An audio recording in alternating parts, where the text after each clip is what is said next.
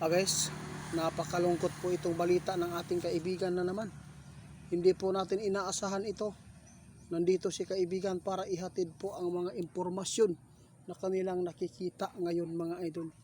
Maghanda lang tayo mga idol. Mayroon po nakita si kaibigan na kalamidad na buo. Nakita po niya ito dito sa ilalim ng lupa at sa tubig o sa dagat at saka kalawakan. Mga idol, tandaan ninyo, itong nangyayari ngayon, ipinapaabot na po ng ating kaibigan noong nakaraang linggo. Maganda po ang lahat. Ngayon, mayroon na naman po pumasok sa kanilang kaharian patungkol na naman po dito sa sakuna. Mayroon na naman pong nabuo. Ang nakakalungkot lang na mayroon pong mga buhay na naman po ang magsapir. Mga idol, tandaan natin, hindi po ito pananakot, kundi ito ay babala ng ating kaibigan. Lumikas po ang mga malapit sa dagat. Lumikas po ang malapit sa mga katubigan, mga idol. Hindi ko gusto ito na mangyayari, mga idol, pero kailangan din po namin na maipaabot sa inyo kasi makukonsensya tayo kung hindi ito maipaabot. At least naman mayroon tayong 3 tao na nailigtas, di ba kaibigan? Kailan lang po ito pumasok mga kaibigan?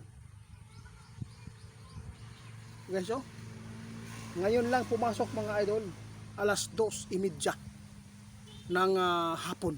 Ngayon lang talaga. Nakita ng ating kaibigan, grabe ang paggalaw sa ilalim ng lupa. Di ba? Mayroon po akong sinabi doon na ang mga bagyo sasabay po sa lindol.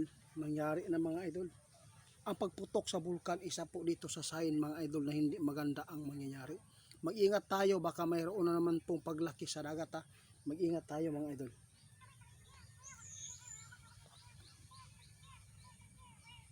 Pinapaalis po kayo mga idol, yung mga nasa malapit sa dagat,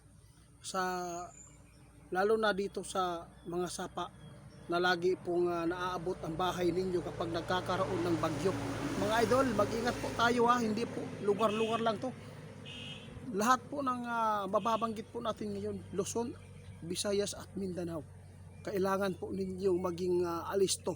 Sana doon lang po sana tatama sa mga kawatan sa taong bayan yung kalamidad para po matiwas na sila. Pasensya na mga idol, makakasalanan po daw sabi po ng iba kapag nanungayaw ka. Totoo naman yan. Pero sa galit po natin na nakikita, grabe ang kaguluhan mga idol.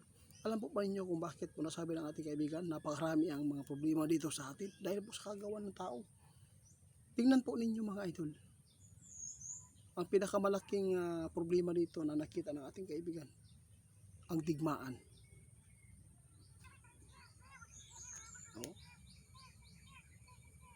Kaya hindi tayo mawala ng pag-asa mga idol.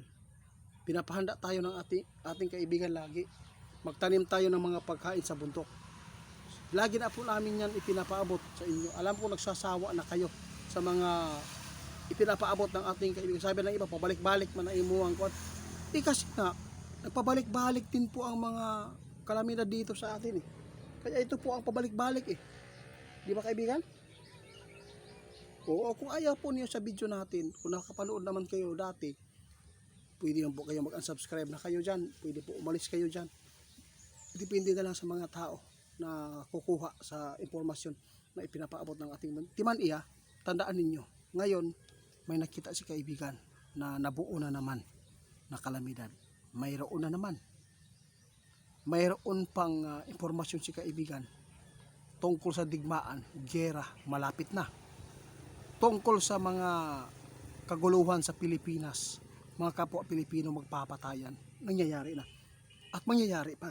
Kaya tandaan natin yan mga idol. Hindi po yan na hindi po yan nanggagaling sa akin.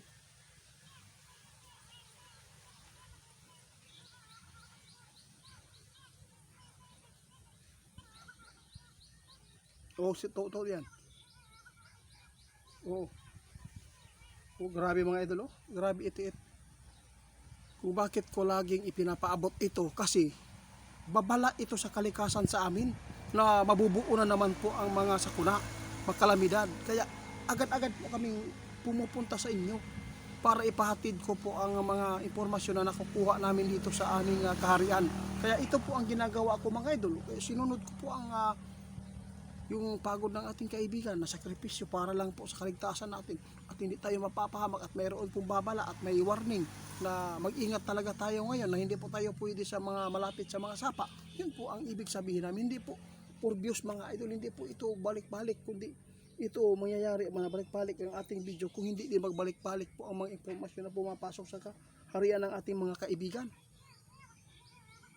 O sino po ba ang mga elemento dyan na nagbibigay po ng magandang kalooban para lang mailigtas ka na hindi ka mapapahamak dyan? Lindol, ingat. Bagyo, ingat. Tornado, ingat. Yung mga idol, buhawi ha. Alimpos, ingat ka mo. Karabi ang nakita na kaibigan.